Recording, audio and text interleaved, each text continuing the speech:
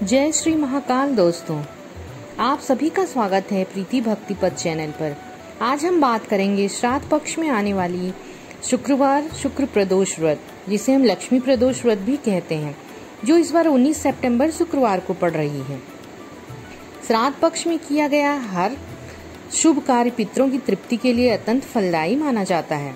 इसी दिन प्रदोष व्रत आने से इसका महत्व और भी बढ़ जाता है। शुक्रवार का प्रदोष व्रत विशेष रूप से माता लक्ष्मी और भगवान शिव की कृपा पाने का उत्तम अवसर है। इस दिन व्रत रखने से न केवल पितृ प्रसन्न होते हैं, बल्कि परिवार में सुख समृद्धि और वैभव की वृद्धि भी होती है। शास्त्रों में यह भी कहा गया है कि प्रदोष व्रत करने वाला हर प्रकार के दोषों से मुक्त होकर शिव कृपा का पात्र बनता है। तो आइए जानते हैं प्रातःकालीन व्रत विधि क्या है और कैसे पूजन करना चाहिए। प्रदोष व्रत के दिन प्रातःकाल जल्दी उठकर स्नान करें, पवित्र वस्त्र धारण करें। सबसे पहले सूर्य देवता को अर्घ्य दें, फिर तुलसी माता को जल चढ़ाएं और प्रदोष की पूजा के लिए सुबह की पूजा के लिए सामग्री तैयार कर लें, जिसमें भस्म और चंदन रखें, चावल रखें, तिल रखें, जौ रखें। आप चाहें तो इनकी मात्रा 11-11 भी कर सकते हैं। और मिट्टी के दीपक रखें। ज्यादा दीपक ना हो तो 2 मिट्टी के दीपक भी चलेंगे। साथ में बेलपत्र, दुर्वा, पुष्प, जल, दही और गंगा जल भी रखें। इसके बाद निकट की शिवालय जाएं और भगवान शिव और गणेश जी का पूजन करें। मन में बार बार नमः शिवाय का जाप करें, या ओम नमो भगवते रुद्राय का जाप करें, या श्री शिवाय नमस्तुभ्यम का जाप करें। इस दिन पूरे दिन शांति और संयम बनाए रखें। किसी भी प्रकार के क्रोध, आलस्य और नकारात्मक विचार से बचें। अगर आप सुबह के समय में शिवालय नहीं जा सकते हैं तो आप अपने घर में ही इन चीजों से भोलेनाथ की पूजा कर लें। अगर शिवालय घर के निकट है तो फिर जा भी सकते हैं। प्रदोष की पूजा में प्रदोष के दिन प्रदोष काल में पूजा ज्यादा जरूरी रहता है, इसलिए आप संध्या काल में भी मंदिर जा सकते हैं।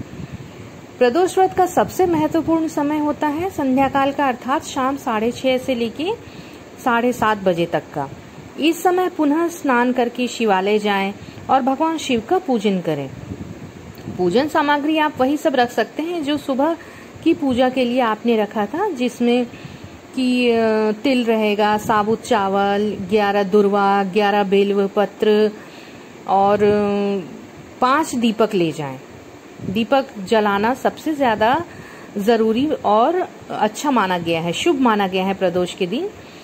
दीपदान का ऐसा है कि आप एक जो दीपक है सबसे पहले गणेश जी के लिए जलाएं, फिर भगवान शिव के लिए दीपक जलाएं, फिर एक दीपक आप बेलपत्री के वृक्ष के नीचे जलाएं। अगर शिवालय में बेलपत्री का वृक्ष है तो आप वहां जला दें, और अगर आप घर में बेलपत्री का गमले में रखे हैं कोई छोटा सा पौधा तो आप वहां भी जला सकते हैं। चौथा दीपक आपको तुलसी माता के पास जलाना है, और 5वां दीपक घर के मुख्य द्वार पर जलाना है। और जो दीपक का मुख होता है वो घर की ओर होना चाहिए।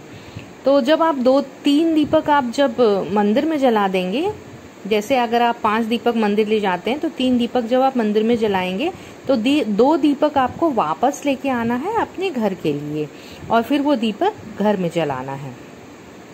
पूजन के समय आप मंत्र जाप कर सकते हैं। ओम नमो भगवते रुद्राय, श्री शिवाय नमस्तुभ्यम, ओम नमः शिवाय। अगर कोशिश करें 108 बार इसका जाप करने का।